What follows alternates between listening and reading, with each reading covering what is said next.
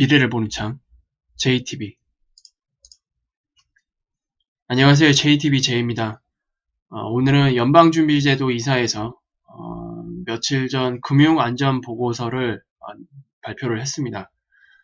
구독자 김동현님이 제보를 해주셨는데 이 내용에 대해서 좀 살펴보겠습니다. 그리고 지금 시장 분위기가 완전히 싹 바뀌었습니다. 그리고 제가 멤버십 분들한테는 어젯밤에 제가 뉴스를 조금 중요한 뉴스를 언급을 해드렸는데 지금 중국 시장에 대해서 굉장히 부정적인 뉴스가 많이 나오고 있고 블룸버그에서도 중국 부도서를 이제 언급을 하기 시작했습니다. 그리고 이미 지방은행이나 중국의 지방은행이나 중국의 지방에 있는 중소기업들 계속 파산하고 있는 그런 상황이 이어지고 있으면서 좀 모종의 시그널이 나오고 있는 게 아닌가 계속 그런 이야기들이 나오고 있는데 지금 그것 때문인지는 모르겠지만 트럼프도 지금 살짝 발을 뺐죠. 미중무역 협상에서 발을 뺐습니다. 오히려 중국이 확 무너지고 난 상태에서 그 상태에서 미중무역 협상을 하는 게 좀 더 유리한 협상을 할 수 있겠다는 그런 판단이 든 건지는 모르겠지만 어쨌든 지금 시기가 굉장히 많이 겹쳐요. 여러 가지 그 뉴스들. 그리고 오늘 언급해드릴 연준에서의 그 금융안전보고서에도 이런 내용들이 지금 다 담겨 있습니다. 그래서 한마디로 말씀드리자면 시장에 지금 호재는 단 한 개도 없어요. 8월 말부터 반등장이 나오긴 했지만 그건 다 미중 무역 협상에 대한 긍정적인 1차 협상에 대한 긍정적인 기대감 때문에 올라온 거고 경제 펀더멘털 때문에 올라온 게 아니죠. 그때 슈팅이 나왔던 그런 구간에서 뭐 일부 사람들은 그 반등이 미중무역 협상에 대한 기대감에 올라온 게 아니라 우리나라 시장이 좋기 때문이다. 뭐 경제 펀더멘털이 개선될 여지가 있기 때문에 올라온 거다. 말도 안 되는 소리를 하시는 분들이 많았는데 다시 그 얘기 다 쏙 들어갔을 겁니다. 제가 그때 말씀드렸죠. 수급으로. 우리나라 경제 펀더멘털이 정말로 좋았다면 외국인들이 현물을 많이 매수를 했을 거예요. 하지만 그런 모습을 절대로 안 보였고 오히려 다 일방적으로 매도를 하고 있는 그런 모습이 계속 이어지고 있습니다. 그 수급 측면인 부분은 이번 주 금요일날 멤버십 분들에게는 좀 더 자세한 영상으로 말씀을 드릴게요. 굉장히 중요합니다. 바로 이제 본론으로 들어가겠습니다.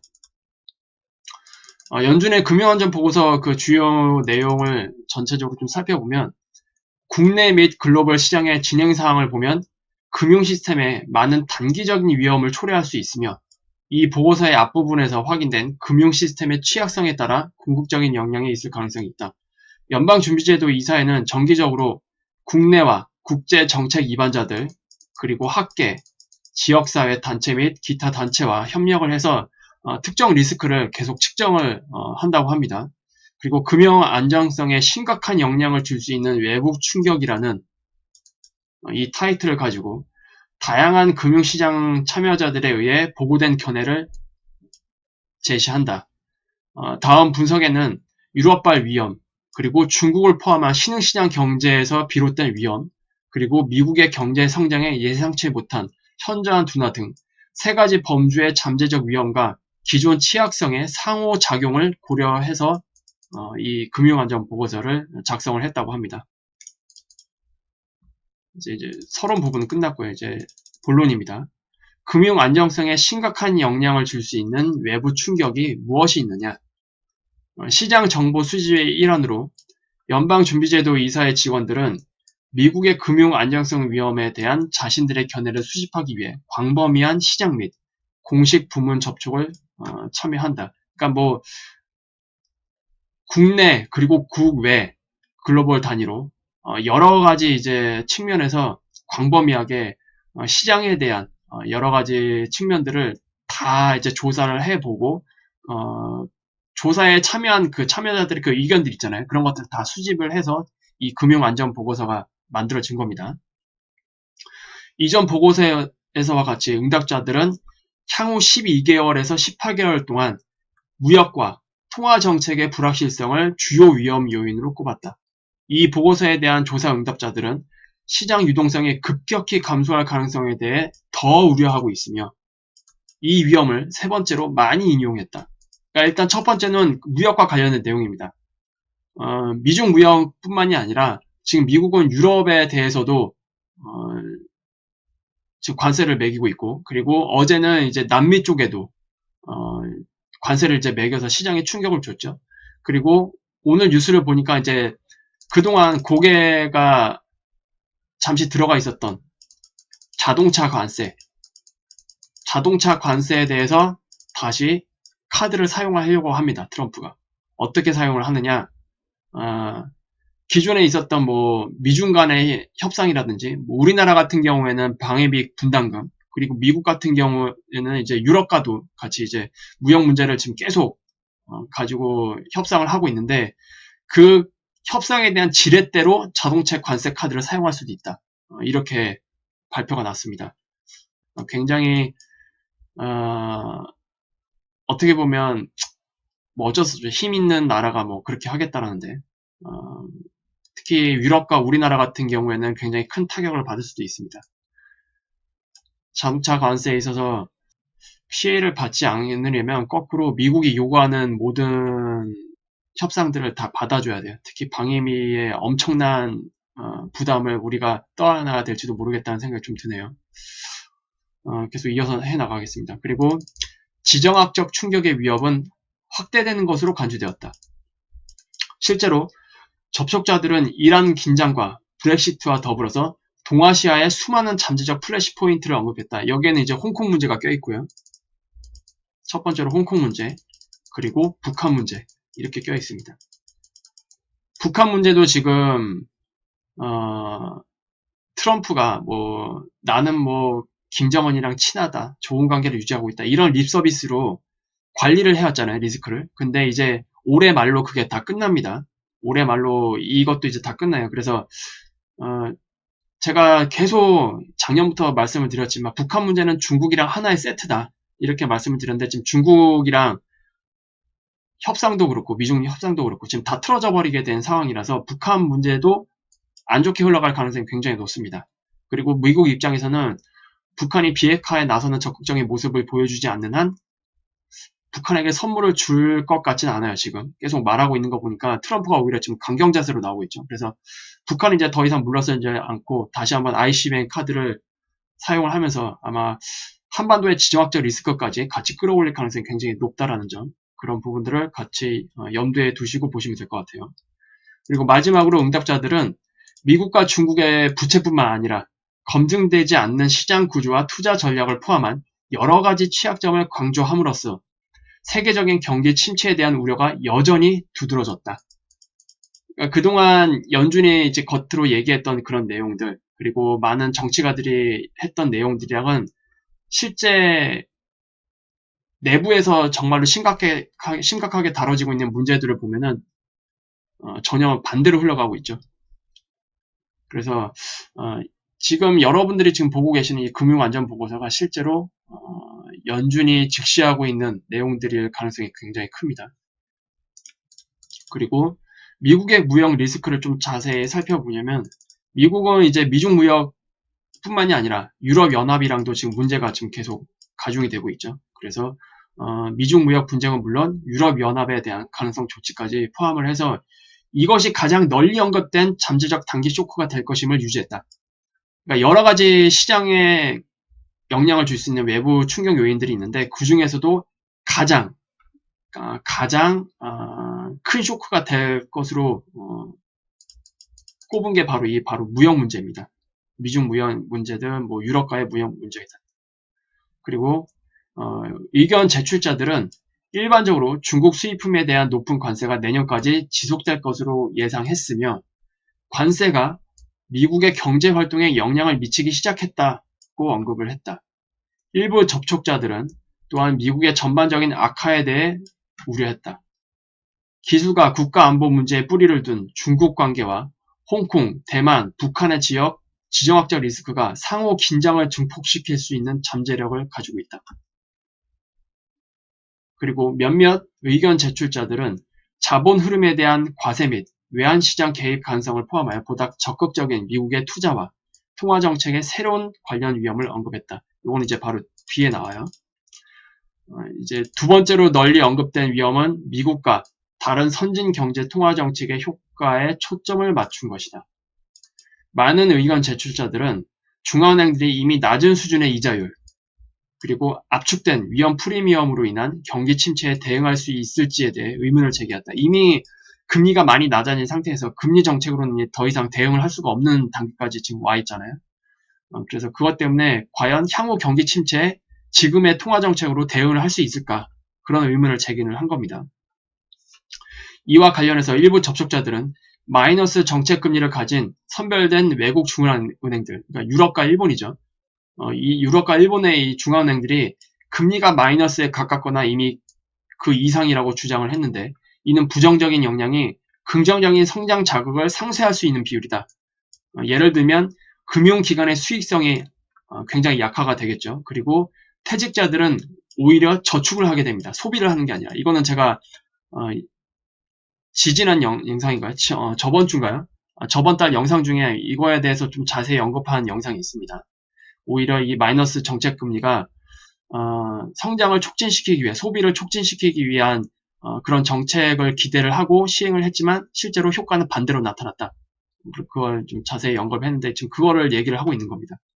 그리고 국제 이자율이 매우 낮은 가운데 접촉자들은 또한 레버리지와 신용, 그리고 듀레이션, 그리고 통화 리스크를 떠맡으려는 의지가 높아져서 위험 프리미엄과 익스포저가 이자율의 급격한 상향 조정 가능성에 취약하다고 언급했다. 이건 우리나라가 아주 대표적이죠. 우리나라가 연체율이 높지 않다고 해서 가계부채가 위험하지 않다? 서영수 애널리스트가 아주 논리적으로 얘기를 했습니다. 우리나라는 연체율이 낮아서 가계부채가 위험한 게 아니고요. 단지 금리가 낮기 때문에 버티고 있는 겁니다. 그리고 서영수 연구위원이 그렇게 말을 했죠. 실제로 원리금 상환을 하는 가구는 굉장히 적다. 대부분 가게들이 겨우 이자만 내고 있는 상황이다. 단지 연체만 되지 않고 있을 뿐이다. 그렇다면 연체가 되는 그냥 신용 리스크, 이런 것들이 증가를 해서 만약에 이자율을 올려야 된다. 그렇게 되면 한 번에 와르르 무너집니다. 그거를 지금 얘기를 하고 있는 거예요.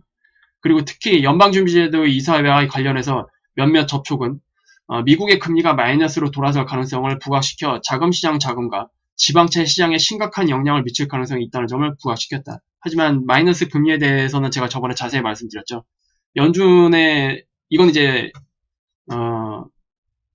연준에게 이제 보고하는 많은 사람들이 이제 자세히 조사를 했을 때에 대한 그런 의견들이고, 실제로 연준은 벼랑 끝에 몰리지 않는 이상 마이너스 금리를 사용하지 않을 겁니다, 아마. 근데 반대로 벼랑 끝에 몰리는 상황까지 가게 되면 마이너스 금리까지 사용을 하겠죠. 그리고 일부 의견 제출자들은 이제 9월에 시장 변동성에 대한 자금 조달 문제, 이건 이제 단기 자금 시장에 대한 문제입니다. 그래서 이제 9월 달부터 레포를 운영을 하기 시작했죠. 그거를 얘기를 하는 겁니다. 그래서 이때 그 사례를 인용을 하면서 담보이자 그리고 무담보인 이자율에 대한 추가적인 압력이 위험 심리나 중앙은행의 신용도에 영향을 미칠 수 있다고 언급을 하였다. 그래서 여전히 단기자금 시장에 대한 그런 위험성, 그리고 스트레스, 이런 것들이 결과적으로 중앙은행의 신용도에 영향을 미칠 수 있다라고 이제 언급을 한 겁니다. 그리고 경기 침체가 레버리지된 섹터와 테스트되지 않은 시장 구조를 노출시킬 수 있다는 우려를 또 제기를 했어요. 다수의 접촉자들은 미국의 경기 침체가 고도의 레버리지된 경제 부문을 노출시킬 것이라는 우려를 표명했다. 이전의 외부 의견 수집과 마찬가지로 비금융 회사채와 관련된 우려가 가장 자주 언급되었으며, 대출, 개인 신용, 그리고 비등급 채권의 성장에 중점을 두었다. 이것도 다 제가 이미 말씀드린 내용들입니다. 특히 BBB 등급의 채권 시장이 전체 회사채 시장의 절반 이상을 차지하고 있을 만큼 굉장히 아슬아슬한 상황이고요. 그리고 1금융권 말고 그 비금융권의 부실 대출, 굉장히 질이 낮은 대출이 과거 2008년 금융위기 당시보다 훨씬 더 높아졌기 때문에 이것에 대한 그 우려를 또 여기서 자주 언급을 하고 있는 것 같네요. 그리고 이번 라운드에서 몇몇 접촉은 가계 대차 대조표에 대한 우려를 제기를 하며, 최근 신용카드 연체율이 점차 증가하고 소비 성향이 더 높은 저소득층 가구의 순자산 증가가 억제되고 있음을 강조했다. 이것도 아마 다 어디로 연결되어 있느냐? 비금융권 대출이랑 연결이 되어 있습니다. 이 저소득층의 취약계층의 그런 대출들, 그것도 같이 연계해서 생각을 해보시면 될 것 같고요. 또한 몇몇 접촉은 경기 침체가 새로운 시장 구조, 투자 전략 및 사업 모델을 시험하여 예측하기 어려운 유출 사태를 야기할 수 있다는 점을 강조했다. 특히 소극적인 투자 전략과 환전형, 여기는 이게 좀 번역이 좀 잘못됐네요. 소극적인 투자 전략이 아니라 이거는 제가 예전에도 한번 말씀을 드렸을 텐데 패시브 펀드 관련된 내용들입니다. 지금은 이제 알고리즘에 의해서 이제 투자가 진행되는 그런 비중이 굉장히 올라갔기 때문에 시장이 만약에 하락을 한다. 그러면 일순간에 뭐 ETF든 뭐든 시장에서 다 환매가 진행이 됩니다. 매도로 이제 시장이 전환이 되면서 이렇게 되면은 급작스럽게 시장에 급락이 또 나올 수가 있어요. 그래서 그런 것들을 조금 같이 염두를 해두시면 될 것 같습니다. 그리고 시장 침체가 선택된 ETF의 자산과 부채의 유동성 불일치를 노출시킬 수 있음을 강조한다. 뭐 이것도 다 마찬가지예요. 뭐 지금 시장의 그 거래 패턴이 한 번도 경기 침체에서 어떻게 반응하는지 테스트된 적이 없는 그런 시장 구조입니다. 이거 아마 제가 작년에 자세히 영상을 통해서 말씀을 드렸을 거예요. 2008년과 다른 시장 구조라고 해서 제가 지금의 시장 환경에서는 한 번도 경기 침체가 발생했을 때 어떻게 시장이 반응하는지 테스트된 적이 굉장히 없기 때문에 실제로 이것 자체가 불확실성이다라고 제가 언급을 해드렸던 적이 있는데 이거 아마 제시 콜롬보 영상 관련해 아마 있을 걸로 예상이 됩니다. 한번 참고를 해보시면 될 것 같아요. 그리고 의견 제출자들은 또한 시장 구조의 다른 변화들, 즉 일부 시장에서 딜러의 중재가 증가하고 스트레스를 받아서 철수하는 경향이 있는 이머징 트레이더의 존재는 시장 유동성을 충격에 더 취약하게 만들 수 있다고 언급했다. 이건 바로 이제 외자 유출이죠. 한번 충격이 오게 되면 이머징 마켓에서는 엄청나게 큰 규모의 자금 이탈이 발생을 할 수가 있습니다. 그렇게 되면 이제 유동성, 달러 유동성에 대한 엄청난 충격을 맞이할 수밖에 없겠죠. 중국이든 우리나라든 뭐 다 마찬가지입니다. 그래서 이런 것들 때문에 더 취약하게 만들 수 있다라고 이제 언급을 하고 있는 겁니다. 그리고 경기 침체가 레버리지된 섹터와 테스트하지 않은 시장 구조를 노출시킬 수 있다는 우려, 그 마지막 부분입니다. 또한 접촉자들은 빅데이터를 기반으로 한 검증되지 않은 신용 모델, 그리고 은행권 외부에서 시작된 새로운 신용의 급속한 성장, 이건 뭐 대부업 같은 것도 다 포함이 됩니다. 그리고 딜러들이 시장 침체를 경험한 적이 없는 트레이더들로 구성이 되어 있다는 우려 등을 지적했다. 이것도 다 작년에 제가 한번 언급을 했었죠. 일단 지금에는 이제 검증되지 않은 신용 모델도 있을 뿐만이 아니라 은행권에서 2008년 금융위기의 교훈으로 그런 규제들이 굉장히 강화가 됐기 때문에 은행권을 피해서 은행 외부권에서, 그러니까 비금융권이죠. 비금융권에서 엄청나게 신용이 창출이 됐단 말이에요. 엄청나게 신용 시장이 성장을 했습니다. 비금융권에서. 그래서 이러한 문제들, 이런 것들은 이제 중앙은행들의 보호를 받지 않기 때문에 그 손실을 그대로 다 떠안아야 됩니다. 여기서 문제가 발생하게 됩니다. 그래서 바로 사회 문제를 일으킬 수 있다라는 거, 그것도 제가 예전에 한번 말씀을 드렸죠. 그리고 지금 뭐 대부분 뭐 펀드라든지 뭐 기관 운용이라든지 그런 펀드 매니저들이 과거에 큰 침체를 경험한 적이 없는 베테랑으로 구성된 그런 유력들이 아닙니다. 대부분. 이미 베테랑으로 구성된 인력들은 다 거의 다 떠났어요. 비중이 점점 더 낮아지고 있습니다. 그래서 향후 발생될 위기에서 과연 이 트레이더들이 어떻게 대응을 할 것인지, 이런 것들도 하나의 불확실성으로 볼 수 있다는 겁니다.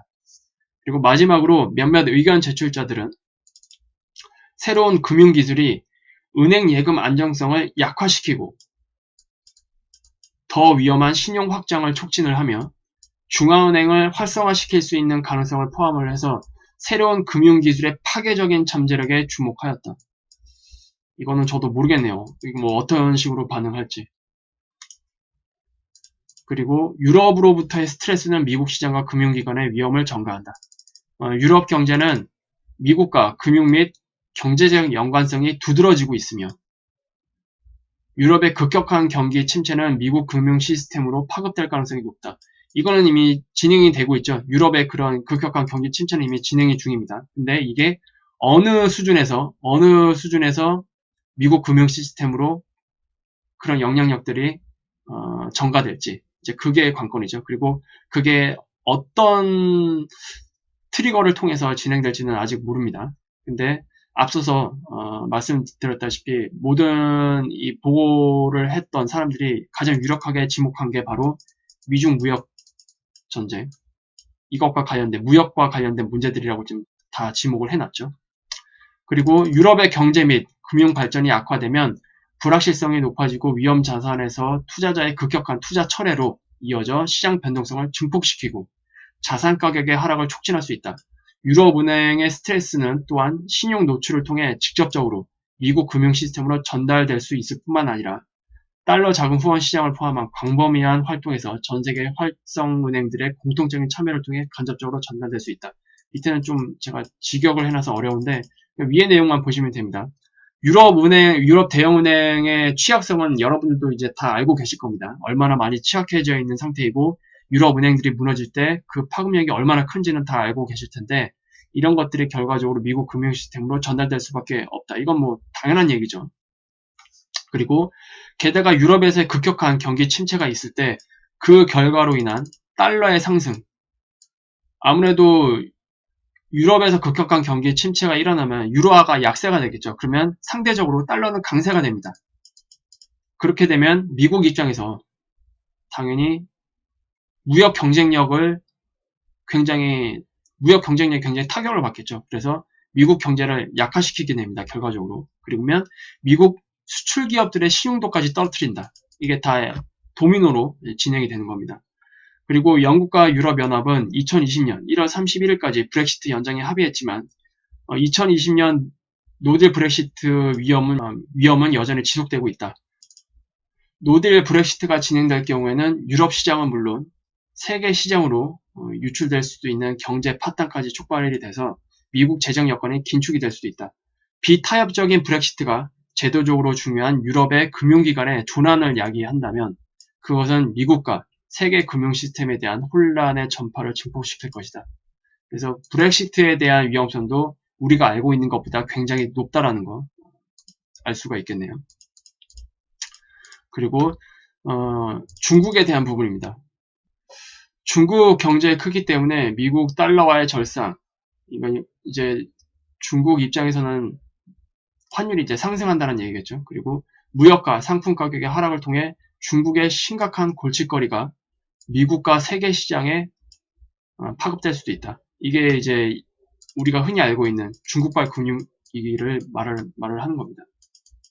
중국발 금융위기. 중국발 금융위기가 발생을 한다면 중국만 무너지는 게 아닙니다. 뭐 이머징 마켓은 물론이고요. 전 세계가 무너집니다.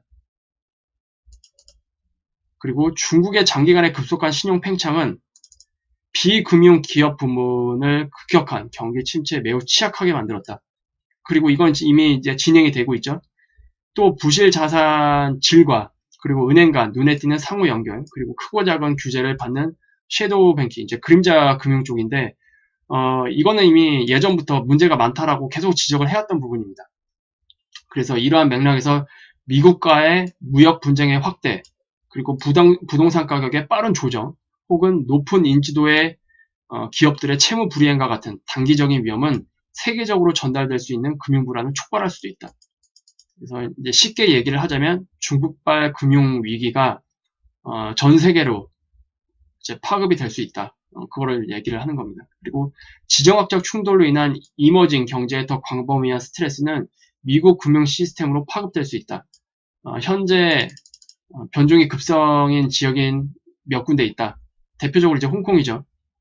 홍콩의 사회 정치적 불안은 이 지역의 단기적 전망을 위협할 수 있으며 세계적인 금융 허브로서의 홍콩 위상을 감안을 할 때 금융 부문 리스크를 초래할 수 있다. 그리고 아르헨티나와 터키도 일련의 재정 및 경제 문제에 직면해 있다. 지금까지 이러한 발전은 특이하게 보이며 미국의 노출은 제한적이지만 이러한 사례들은 광범위한 변종이 나타날 경우 파괴력이 나타날 수도 있다. 그러니까 이런 문제가 뭐 중국의 그 금융 문제 이런 것들이랑 같이 결합이 돼서 나타나는 상호작용해서 또 나타나는 그런 것들을 이제 지적을 하는 겁니다. 그러한 위험성을. 그리고 경제 성장의 현저한 둔화는 금융 시스템의 위험을 초래할 수 있다. 비록 대부분의 예측가들은 미국에서 지속적인 확장을 기대하지만 시장 외부의 금융 안정성에 대한 잠재적인 충격, 여기서 이제 강조된 많은 충격들은 미국 경제의 현저한 둔화로 이어질 수 있다. 그러니까 결과적으로 미국 자체적으로 경제 둔화가 일어나는 건 아니지만 지금 여태까지 제가 말씀드렸던 시장의 그 외부 요인들 있잖아요. 이런 것들로 인해서 미국이 현저하게 경제 둔화가 나타날 수 있다. 이거를 이제 지적을 하는 겁니다. 박스에서 이제 언급한 것 같이 이러한 둔화는 기업과 가계의 대차 대조표를 약화시키고 자산 가격의 하락을 통해 금융 시스템에 영향을 미칠 수밖에 없다. 이건 뭐 당연한 얘기죠. 뭐 외부의 요인들, 뭐 중국발 금융위기, 미중 무역전쟁의 격화, 그리고 브렉시트 이런 문제들 때문에 시장이 영향을 받는다면 당연히 미국도 경제가 침체될 수밖에 없고요. 당연히 경기의 침체가 되면 기업들과 가계 대차 대조표는 당연히 악화될 수밖에 없을 겁니다. 그러면 당연히 주식시장과 부동산 시장, 자산 가격이 급격하게 하락을 하겠죠. 그러면 이거는 결국 또 금융 시스템에 영향을 미칠 수밖에 없고요. 이건 뭐 당연한 내용입니다. 경제가 예기치 않게 둔화될 경우 비금융기업의 이익은 감소할 것이고 일반적으로 그 부문의 레버리지 수준이 높은 점을 고려하면 그러한 감소는 일부 기업의 재정적인 스트레스와 채무 불이행으로 이어질 가능성이 높다. 뭐 여러분들도 다 알고 계실 겁니다. 특히 이번 사이클에서는 말도 안 되는 레버리지 대출이 굉장히 많았어요. 미국 기업들에서. 그래서 특히 회사채 시장이랑도 같이 연관지어서 본다면 다음 일어날 경기 침체에서는 이런 기업들의 재정적인 스트레스와 채무 불이행으로 아마 많은 문제를 야기시킬 가능성이 굉장히 높아 보입니다. 특히 고수익 채권 그리고 상업용 부동산과 같은 시장에서는 투자자의 리스크 식욕과 자산 가격이 현저히 하락할 수 있다. 그러니까 리스크를 떠안으려는 그런 심리가 확 하락할 수가 있죠. 그러면 이제 결과적으로 자금을 회수할 겁니다. 그러면 자산 가격이 당연히 현저하게 급락할 수가 있겠죠. 그리고 자산의 보유자에게 손실을 발생시키는 것 외에도 자산 가격 하락은 일부 금융기관의 대출 능력을 손상시키거나 회수 가능 부채의 매도 및 상한의 물결을 유도함으로써 금융 시스템에 더 일반적으로 영향을 미칠 수밖에 없다. 그리고 마지막으로 지표는 일부 가구에서 금융 취약성을 지적하는 반면 이러한 충격은 가계 부문을 통해 금융 시스템으로 전파될 가능성은 낮으며 전체적으로는 가계 대출이 소득에 비해 적으며 부채의 대부분이 신용 점수가 높은 가구에 의해 빚지고 있기 때문에 이건 이제 미국을 얘기하는 겁니다. 우리나라를 얘기하는 게 아니라 게다가 미국 은행들은 일반적으로 자본화가 잘 되어 있고 충분한 유동성을 가지고 있다. 이건 당연하죠. 이건 규제 때문에 그렇습니다. 그래서 이 문제들 때문에 오히려 어디가 더 안 좋아졌죠? 제가 앞서도 말씀드렸다시피 비금융권. 취약계층들은 은행권에서 대출을 못 받다 보니까 다 비금융권으로 옮겨갔습니다. 그래서 비금융권의 대출의 질이 굉장히 떨어진다라고 제가 말씀을 드렸어요. 그래서 가장 최근에 연방준비제도 이사회가 실시한 스트레스 테스트는 가장 큰 은행들이 심각한 불리한 시나리오에서도 신용할 수 있는 차입자에게 계속 서비스를 제공할 수 있을 만큼 충분히 탄력성이 있다는 것을 보여준다. 그러니까 한마디로 1금융권은 걱정 없다는 얘기예요. 1금융권. 우리나라도 마찬가지입니다. 우리나라 1금융권도 정말로 IMF급 상황이 아닌 이상 잘 버틸 겁니다. 그리고 바젤3가 이제 단계적으로 적용이 되어 왔기 때문에 그 부분에 대해서도 아마 어느 정도 준비가 되어 있을 거예요. 향후 경기 침체에 대해서. 그리고 더 넓은 금융 시스템은 또한 역사적 기준에 의한 레버리지와 자금 조달 위험이 적기 때문에 자산 가격 하락의 영향은 다음과 같다. 이러한 취약성을 통해 증폭될 가능성이 낮다. 그래서 결과적으로 순전히 미국의 그 가계부채 때문에 금융 시스템에 영향을 주는 그런 구도는 나타나지 않는다. 이렇게 보시면 될 것 같습니다. 우리가 지금 주목해야 될 거는 그래서 뭐다? 외부적인 요인들. 뭐 미국, 중국의 무역 협상, 그리고 미국과 유럽 간의 무역 협상, 그리고 그 외에 무역과 관련된 이슈들, 그리고 중국과의 금융위기, 그리고 홍콩과 북한의 지정학적 리스크가 다른 리스크와 결합이 되면서 나타나는 그런 부가적인 효과들, 그런 것들을 이제 조심을 해야 될 텐데, 이거는 제가 어제 멤버십 분들한테 이제 공유했던 내용들입니다. 트럼프가 2020년 대선 이후로 중국과의 무역 협상을 미루는 것이 나을 수도 있다라고 얘기를 했어요. 근데 이게 지금 중국발 금융위기 설이 이제 나오고 나면서 아마 트럼프도 관련 보고서를 받았겠죠, 당연히. 중국이 얼마나 지금 심각한 상태인지. 그래서 아마 트럼프 계산에는 중국을 지금 이 상태로 가만히 두면 더 상황이 나빠질 거고, 그러면 더 좋은 조건에서 무역 협상을 할 수도 있겠구나 라는 계산이 깔려 있는 것 같습니다. 그러니까 당연히 이런 얘기를 했겠죠. 그리고 이런 얘기가 나오자마자 미국 S&P 500 선물이 주추세를 이탈을 시켜버렸어요. 그래서 지금 전반적인 시장 분위기를 보면은 2020년 경기 침체 가능성이 오히려 더 올라가고 있는 분위기입니다. 어쨌든 트럼프 입장에서는 결과적으로 트럼프뿐만이 아니라 미국 입장에서는 중국을 손봐야 되는 상황이거든요. 한 번쯤은 손을 봐야 되는데 그런 아주 적절한 기회를 지금 노리고 있는 것 같습니다. 하지만 미국도 파란 쪽은 내줘야겠죠. 이렇게 될 경우에는. 그리고 이거는 이제 오늘 나온 뉴스인데 미국 상무부에서 자동차 관세 부가 배제 안 한다. 다시 이 자동차 관세 문제가 고개를 들기 시작했습니다. 그리고 이 고율 관세 카드 압박 카드 가능성. 그래서 이게 아마 우리나라에도 적용이 될 거고요. 유럽에도 적용이 될 가능성이 높아 보입니다.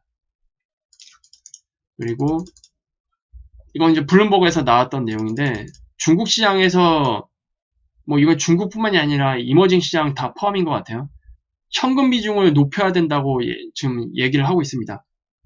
그리고 이제 블룸버그에서 이제 중국 부도설, 중국 경제 전역에서 이상 신호가 감지되고 있다라는 이제 기사가 한국경제TV에서 이제 번역을 해서 소개를 해줬어요. 이거는 링크는 다 영상 하단에 남겨드리겠습니다. 간단한 내용만 보면은 현 시점 미국과 견줄 수 있는 유일한 국가, 경제 대국 중국의 부도설이 나왔다. 블룸버그 통신은 중국 경제 성장세가 눈에 띄게 둔화한 가운데 기업과 가계부채가 눈덩이처럼 불어나고 있고 지방은행들의 대규모 예금 인출 사태가 속속들이 나오면서 중국 경제 곳곳에서 이상 신호가 나타나고 있다고 보도했다. 근데 전문가는 중국이 침체를 막기 위한 최소 조치만 취하고 있다라고 이제 얘기를 하고 있습니다. 한마디로 중국 내부에서도 이 문제를 어떻게 해서든 해결을 해야 되거든요. 그러면 구조조정을 어떤 방식으로든 해야 됩니다. 중국이 정말로 제대로 발전을 하기 위해서는. 우리나라가 IMF 때 구조조정을 통해서 이제 부실 기업들 다 털어내고 이제 알짜배기 기업들만 살아남았잖아요. 그런 과정을 중국도 겪어야 됩니다. 근데 이 과정에서 중국만 무너지는 게 아닙니다. 전 세계가 무너집니다. 이 과정에서. 아마 우리나라도 아마 엄청난 타격을 받을 가능성이 높아요. 그래서 여러분들도 이 부분을 좀 잘 이제 보셔야 될 것 같고, 그리고 이것과 아까 트럼프의 미중 무역 협상을 2021년 쪽으로 미루려고 하는 이런 움직임 같이 연계해서 한번 이해를 해보시면 더 좋을 것 같습니다. 지금 시장 분위기가 굉장히 많이 안 좋다고 말씀을 드렸는데 정말로 대응 잘 하셔야 됩니다.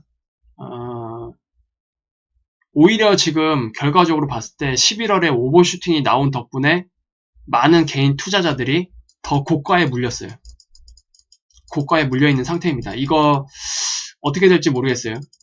일단 시장이 아직 지금 진행되고 있는 상황으로 봤을 때는 8월 저점까지 무너뜨리는 굉장히 큰 하락으로 가느냐, 아니면 좀 깊은 조정이 나오더라도 다시 한번 위로 반등을 또 만드느냐, 이 기로에 서 있거든요. 근데 외국인들의 지금 수급을 보면은 좀 불안합니다. 그리고 지금 어제 쏟아져 나온 이 뉴스들 있잖아요. 이런 것들을 보면은 이미 외국인들은 알고 있었던 것 같아요. 이미 8월 달에 그런 반등이 나오기 전부터 이머징 시장에서 자금을 회수를 하려는 그런 움직임이 지금 이제 뉴스들이 나오는 거 보니까 이제 어느 정도 약간 좀 이해가 되는 부분들이 있습니다. 자세한 얘기는 제가 금요일날 이제 해드릴 예정이고요. 어쨌든 여러분들도 이제 주식이나 그 외 기타 시장에 참여하지 않는 분들도 지금 시점에서는 굉장히 민감하게 좀 반응을 해야 될 때가 아닌가. 정말로 시장을 잘 살펴봐야 됩니다. 이제 환율 문제를 이제 다시 언급을 할 수밖에 없거든요. 왜 시장에 투자하지 않는 분들도 지금의 시장 상황을 잘 살펴봐야 되느냐? 이거 원달러 환율 시장입니다. 이거 월봉이에요, 월봉. 월봉인데 제가 작년부터 말씀을 드렸습니다. 이게 IMF 시절 때 만들었던 환율 고점과 2008년 금융위기 때 만들었던 환율 고점, 이걸 연결시키면 이제 거대한 하락 추세가 나오거든요. 이거를 돌파할지 돌파하지 않을지가 굉장히 중요하다고 제가 예전부터 말씀을 드렸는데, 지금 움직임 봐서는 순전히 이제 기술적으로만 접근했을 때, 내년 상반기에 이걸 돌파할 가능성이 좀 높아 보입니다. 지금 흐름만 봤을 때는. 그래서 만약에 이거를 돌파를 한다, 기술적 분석 잘 하시는 분들은 지금 차트만 보더라도 딱 감이 오시죠? 이 차트가 어떤 차트인지. 이게 월봉 차트입니다. 일봉 차트가 아니에요. 지금 월봉상에서도 이 평을 다 수렴을 해놓고 정배열 초입 상태에 놓여 있습니다. 그리고 이제 수렴을 돌파하기 바로 직전에 있어요. 만약 이걸 돌파를 한다. 차트가 어떻게 움직일까요? 그냥 기술적으로만 놓고 봤을 때 굉장히 급격하게 올라갈 수도 있습니다. 그리고 앞서서 언급해드렸던 내용들은 경기 침체에 대한 문제가 아니에요. 절대로 착각하시면 안 되는 게 경기 침체에 대한 문제가 아닙니다. 이거는 중국발 뭐 금융이라든지 이런 것들은 이거는 말 그대로 금융위기입니다. 금융위기. 그래서 경기 침체와는 조금 다른 충격을 줄 겁니다. 그래서 사회생활을 하시는 분들, 특히 자영업 하시는 분들, 또 외국에서 원자재를 수입을 해서 사업을 해야 되시는 분들, 굉장히 좀 긴장을 하셔야 되는 구간에 지금 위치해 있습니다. 만약에 이게 내년 상반기 안으로 이게 돌파가 된다, 그럼 우리나라 실물 경제가 좀 많이 무너질 가능성이 높아요. 그렇게 될 경우에는 아마 자금력이 없는 중소기업들은 바로 적자로 전환을 할 수밖에 없기 때문에 좀 도산하는 기업들이 좀 많아질 수가 있겠죠. 이미 중소기업들의 실적은 굉장히 계속 하향 추세에 있고 그나마 지금 버티고 있잖아요. 저금리 때문에. 근데 이 문제가 표면으로 올라가게 되면 금리까지 올라간단 말이에요. 금리까지. 왜냐? 신용이 떨어지니까. 기준금리는 낮더라도 대출금리는 다릅니다. 신용이 떨어지면 대출금리는 올라가요. 그러면 이자 비용 부담이 엄청나게 증가를 하겠죠. 그래서 이런 것들을 다 염두에 두시고 정말로 잘 준비를 하셔야 된다.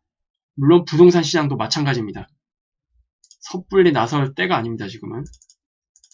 그래서 환율 시장도 이제 내년 넘어가면 잘 지켜보셔야 된다. 그것들을 좀 말씀을 드리고 싶네요. 그래서 유익한 영상이 되셨다면 구독 알람, 좋아요 부탁드리고요. 이제 멤버십 분들은 금요일날 다시 뵙도록 하겠습니다. 그러면 즐거운 하루 되시고요.